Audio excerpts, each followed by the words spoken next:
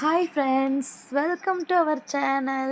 இன்றைக்கி நம்ம வீடியோவில் என்ன பார்க்க போகிறோங்கன்னா, முருங்கைக்கீரை பொரியல் தாங்க. நம்ம இன்றைக்கி முட்டை போட்டு செய்ய போகிறோம். வாங்க எப்படி செய்யுதுன்னு பார்க்கலாம். அதுக்கு முன்னாடி நம்ம சேனலை நீங்கள் சப்ஸ்கிரைப் பண்ணலைன்னா சப்ஸ்கிரைப் பண்ணிக்கோங்க. உங்கள் வீட்டில் என்ன சமையல் கமெண்ட் பண்ணுங்கள். எல்லோரும் சாப்பிட்டீங்களா? வாங்க வீடியோக்குள்ளே போகலாம். நான் ஃபஸ்ட்டு முருங்கைக்கீரை க்ளீன் பண்ணி எடுத்திருக்கேன். பாருங்கள், இது பார்க்க நிறைய இருக்கும், ஆனால் சொல்லுன்னு கொஞ்சமாயிரும். அதுக்கப்புறமா அதுக்கு வந்து 2 மீடியம் சைஸ் வெங்காயம், ஒரு 5 வரமிளகாய் நான் வந்து கட் பண்ணி வச்சுருக்கேன். இப்போ கடாய் வச்சுட்டு கடாயில் எண்ணெய் சேர்த்து எண்ணெய் சூடானதும் கடுகு, கடலப்பருப்பு, உளுத்தம்பருப்பு கொஞ்சம் சேர்த்துக்கோங்க.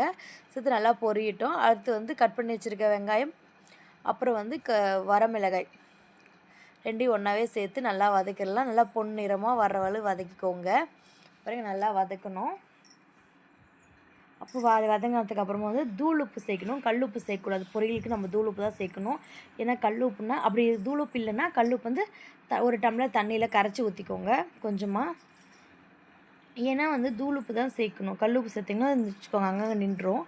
அப்புறம் வந்து நாம் வந்து முருங்கைக்கீரையை அதில் சேர்த்துடலாம். நீங்கள் தூள் உப்பு இல்லாதவங்க கல் உப்பு சேர்க்குறதுனா தண்ணி கலந்து இப்போ ஒரு டம்ளர் வச்சு தண்ணி தெளித்து நல்லா கலரிக்கோங்க. எனக்கு பார்த்திங்கன்னா இது நல்லா அப்படியே வந்துருச்சு. நான் கொஞ்சம் எண்ணெய் கொஞ்சம் சேர்த்து விட்டேன், அதனால் அதிலே எல்லாம் வெந்துருச்சு, எண்ணெயில் நல்லா வதங்கிருச்சு. நீங்கள் வேணால் கொஞ்சம் தண்ணி தெளிச்சுக்கோங்க, ஊற்றிடக்கூடாது.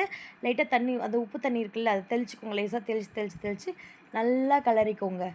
நல்லா வதங்கணும். அப்போ தான் வந்து டேஸ்ட் நல்லாயிருக்கும். நல்லா வதங்கி வரணுங்க. அது மாதிரி நல்லா வதக்கிக்கோங்க.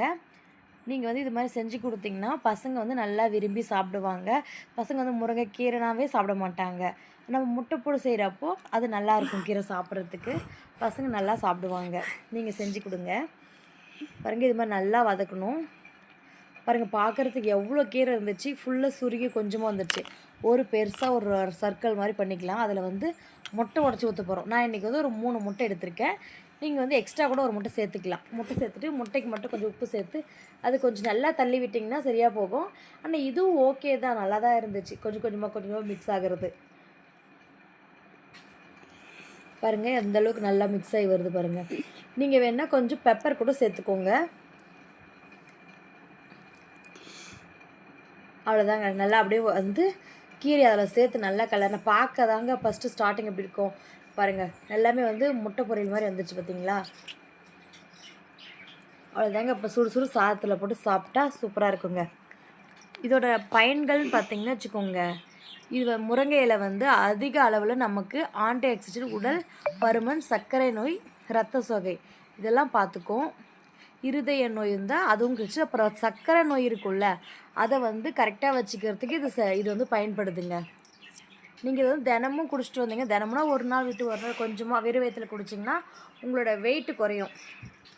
இப்போ சிலர் என்னென்னமோ பண்ணுவாங்க வெயிட் லாஸ் பண்ணுறதுக்கு. இது ஒரு நல்ல ட்ரிங்க் தாங்க வெயிட் லாஸ் பண்ணுறதுக்கு.